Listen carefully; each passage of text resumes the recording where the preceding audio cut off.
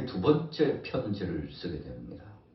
고린도 교회 첫 번째 편지를 쓴 이후에 다시 한번 사랑하는 교우들을 위로하기 위해서 그들에게 힘을 실어주고 다시 한번 그리스도를 의지하고 믿음 안에 거하도록 하기 위하여 참 요란한 세상 가운데서 흔들리지 말고 견고한 믿음을 갖도록 하기 위해서 두 번째 편지를 씁니다.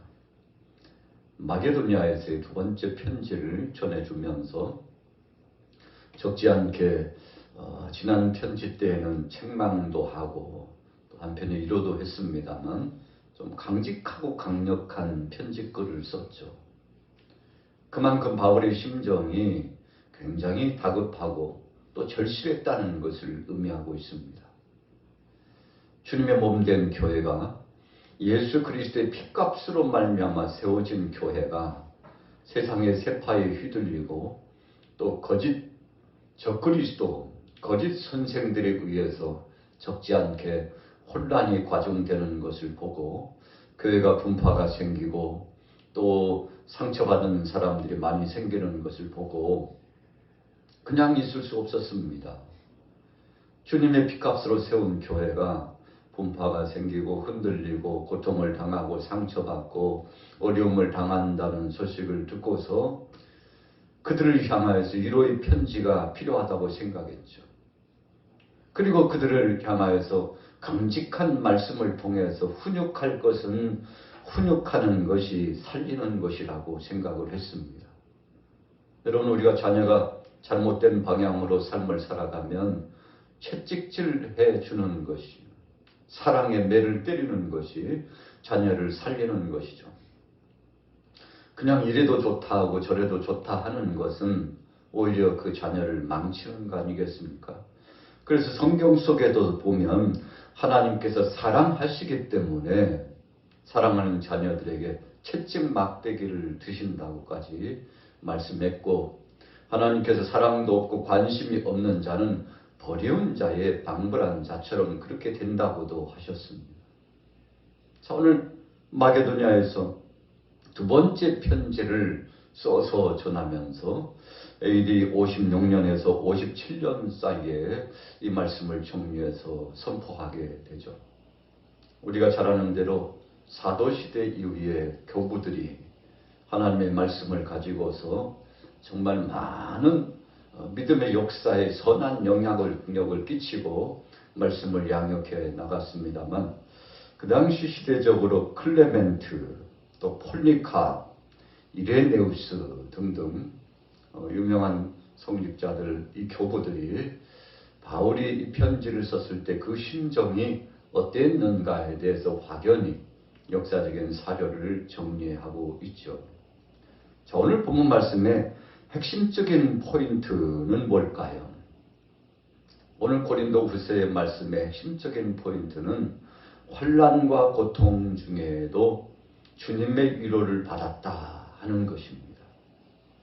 사실 고린도 후서의 말씀 속에는 근친상간의 범죄를 지적하고 있습니다. 참 성적으로 타락했던 고린도 지역이 타락하다 보니까 절대적으로 선을 넘어서는 안 될 선까지 넘어가고 있었죠. 그래서 근친상간은 하나님 앞에 큰 범죄라는 것을 다시 한번 강력하게 메시지를 전하죠. 두 번째 내용은 예루살렘의 가난한 성도들을 위해서 연보가 필요하다고 강조하고 있죠.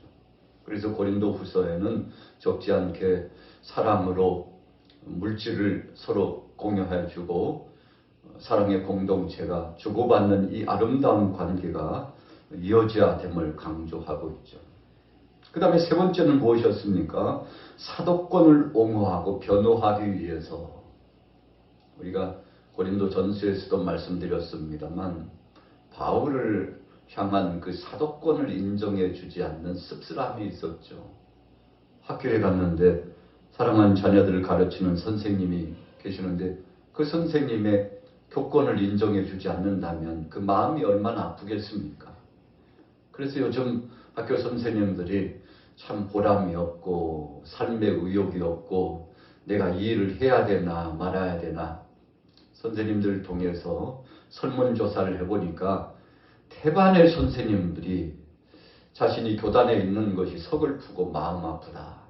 언젠가는 내가 이 직을 그냥 내려놓고 직업을 바꿔야 되지 않겠느냐라고 생각하고 있다고 그러지 않습니까? 여러분, 교권, 특별히 가르치는 이 권위가 무너지는 것은 대한민국 교육계에 있어서 미래가 무너지는 것과 같습니다. 여러분, 이 선생님들이 보람을 찾고 그래서 자긍심과 자부심을 갖고 학생들을 가르친다는 것이 참 세상의 직업군 중에서도 이것은 직업이라고 볼 수도 없고 정말 신선하고 아름답고 복된 귀한 사역이라고 생각한다면 얼마나 좋겠습니까만 그렇게 생각하지 못하고 있다는 것이 마음 아픈 거죠.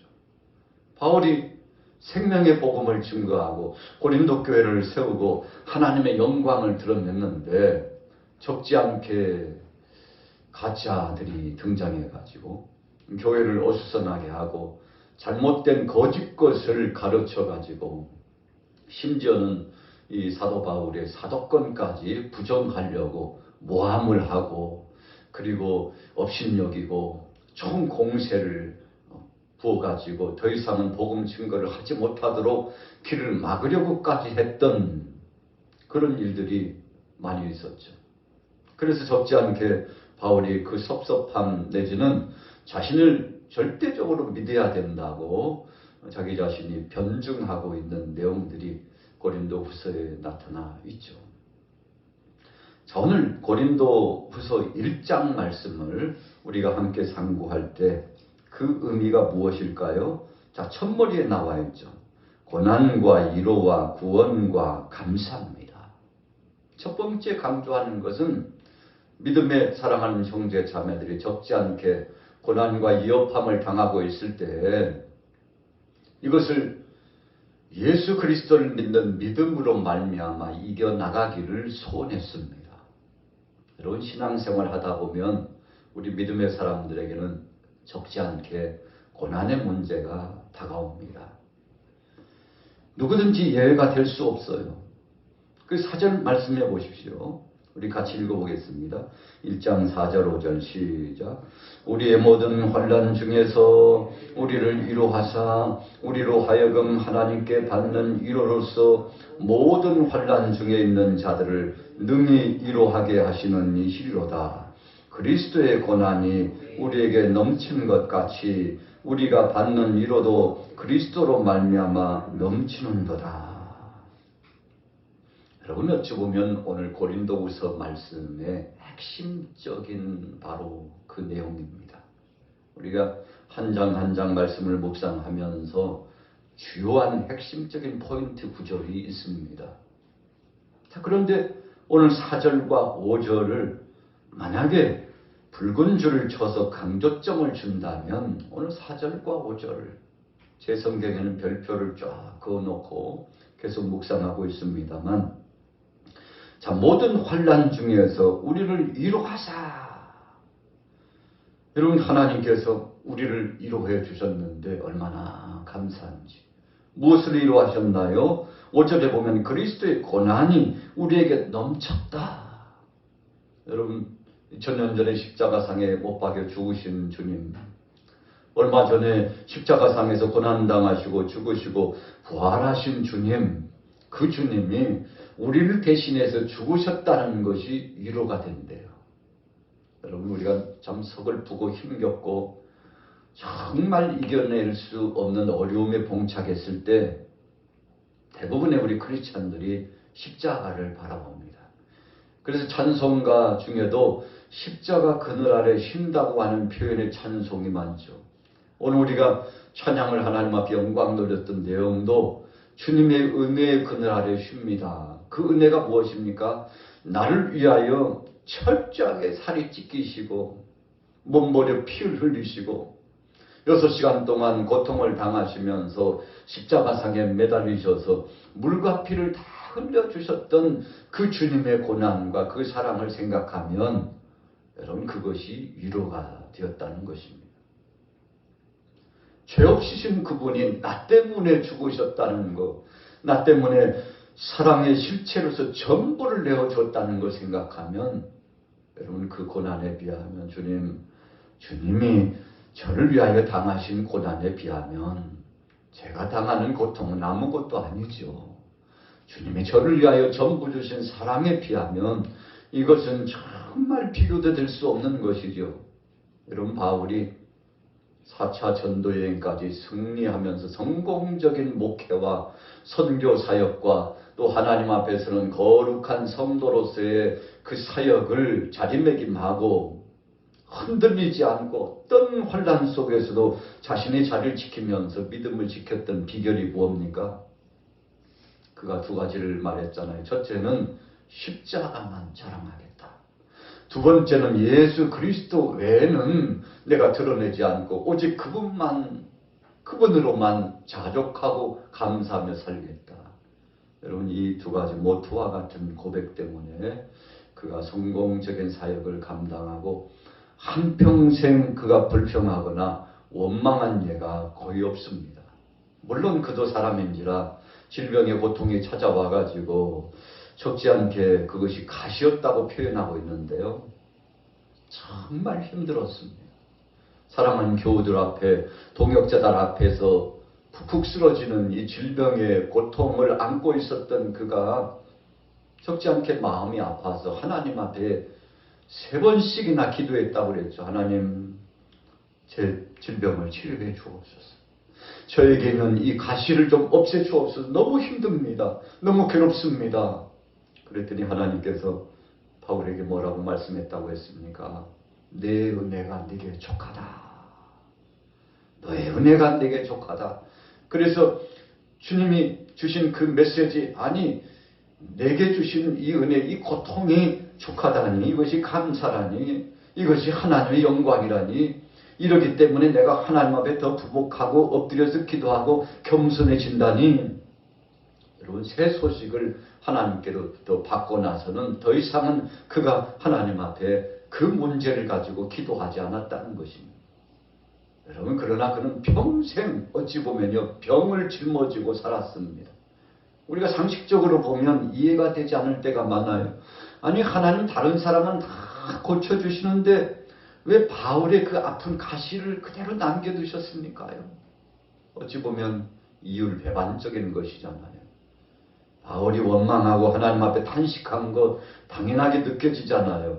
여러분 그러나 우리의 생각과 하나님의 생각은 다를 때가 많습니다. 그래서 우리는 종종 하나님의 섭리 앞에 무릎을 꿇는 것이죠. 바울은 한평생 그 가시를 갖고 무덤까지 가지고 갔습니다. 주님 나라 입성할 때까지 감사함으로 가지고 나갔어요. 여러분 오늘 본문의 4절에 그리스도의 그 고난 때문에 우리가 환난 중에도 즐거워하고 감사한다. 자, 왜 이런 내용을 그가 고린도 교회 성도들에게 고백하며 선포했는지 이해할 수 있겠죠. 그는 자신에게 다가온 고난과 환난과 또 병의 중함과 아픈 상처를 오히려 부여안고서 하나님 앞에 감사하고, 주님 이보다도 더한 것도 제가 이겨내야죠. 하나님이 제게 주신 사랑에 비하면 참 아무것도 아니죠. 주님 그럼에도 불구하고 이만큼이라도 유지시켜 주시고 주님 아직 살아있다는 것이 감사합니다. 여러분 이런 고백을 하면서 오늘 고린도후서 1장을 열고 있는데, 그래서 주제가 고난, 위로, 구원, 감사 이런 순차로 나아가고 있죠. 주님이 구원하신 그 은혜가 얼마나 감사한지. 여러분 얼마나 고통을 많이 당했으면 8절 9절 우리 같이 읽어볼게요. 8절입니다. 시작. 형제들아 우리가 아시아에서 당한 환난을 너희가 모르기를 원하지 아니하노니 힘에 겹도록 심한 고난을 당하여 살 소망까지 끊어지고 우리는 우리 자신이 사형 선고를 받은 줄 알았으니 이는 우리로 자기를 의지하지 말고 오직 죽은 자를 다시 살리시는 하나님만 의지하게 하려 하심이라. 얼마나 힘들었는지요. 이제 우리는 죽었구나. 이제 나는 이제 끝났구나. 이렇게 생각할 만큼 정말 힘들었는데 그때 하나님께서 위로하심으로 함께 오셔서 평안과 복으로 주님의 그 따뜻한 손길이 바울을 어루만져 줬다는 것입니다. 여러분 40에 하나 감한 매를요 수없이 맞았어요. 여러분 39대를 맞는 것은 죽지 않을 만큼만 때리는 겁니다. 나중에는요 비명소리도 들리지 않아요. 몽둥이를 가지고 채찍을 가지고 때로는 돌멩이를 가지고 몸을 치어 고통을 줍니다. 여러분 그래서 이제 저러다 죽지 하고는요 길거리에 버리고 가는 겁니다. 그러면 누군가가 정말 그를 선대하고 피를 닦아주고 몸을 닦아내고 그리고는 상처를 치유해주고 당신 길거리에서 기진해가지고 죽은 줄 알았어. 어쩌다가 이런 일을 당해서 어디서 온 사람이요. 알아볼 수 없을 만큼만 심창이가 돼가지고 고통을 당하여서 매맞아가지고 이런 지금 바울이 그런 얘기하는 겁니다. 자기 자신뿐만 아니라 사랑하는 동역자들이 그랬어요. 우리가 그랬어요. 선교팀들이 다 몸매를 맞은 겁니다. 그래서 바울도 어떤 때는 사랑하는 주의 동역자들도 매맞아서 이제 우리가 천국 가나 보다. 찬송하며 가자. 이왕이면 하나님 앞에 찬송하며 가자. 이러다가 이제 죽으면 천국 가는 거지. 여러분 이렇게 매를 맞고 고통을 당하고 매복조가 있어가지고 칼로서 유의하려고 여러분 칼부림의 이 사건들이 바울 일행의 선교팀에서는 그냥 밥 먹듯이 일어난 겁니다. 그러니 얼마나 힘이 들었겠습니까? 그래서 오죽했으면 9절에 고린도 교회 성도들 향하여 여러분들이 당하는 고통은 아무것도 아니에요. 우리가 당하는 고통을 참 부득불 이야기하는데 사형 선고 받은 줄 아는 적이 한두 번이 아니라니까요. 그러니 여러분들이 힘내세요. 그리스도의 사랑과 십자가의 은혜 가운데 힘내세요. 주님이 함께 하십니다. 주님이 알고 계십니다. 지금 이야기를 계속 하는 거죠. 11절에 보세요. 너희도 우리를 위하여 간구함으로 도우라. 이는 우리가 많은 사람의 기도로 얻은 은사로 말미암아 많은 사람이 우리를 위하여 감사하게 하려 함이라. 여러분 우리에게 주신 간증은요 때로는 상대적으로 어떤 이들에게는 큰 힘이 되고 위로가 될 때가 있습니다. 그래서 우리가 교회 가운데도 서로 간증할 때 좋은 간증은요 유익한 것입니다. 자꾸만 험담을 하고 지적하고 분파를 만들고 회방을 하고 이렇게 하는 것은요 복을 받지 못합니다. 성령님이 계시다가도 떠납니다. 여러분 그런데 무지한 인생들이 그것이 참 저주스러운 삶인 줄도 모르고 입만 열면 불평하고 원망하고 끊임없이 흉을 보고 여러분 대적질을 하고 여러분 짧은 인생 사랑하며 살아도 짧은 인생 여러분 우리가 인생론에 있어서 오늘 바울 서신을 보면 정말 잘 살아야 되겠다. 믿음으로 사는 것은 하나님이 모든 것을 감찰해 보시는구나. 여러분 오늘 여러분들이 이 말씀 속에 11절 후미에 감사하게 하려 함이라. 여러분 자꾸만 감사가 태동하도록 하는 것은 복된 것이죠. 자, 고린도 교회를 방문하고자 했으나 연기했다고 그랬습니다. 16절에 보세요.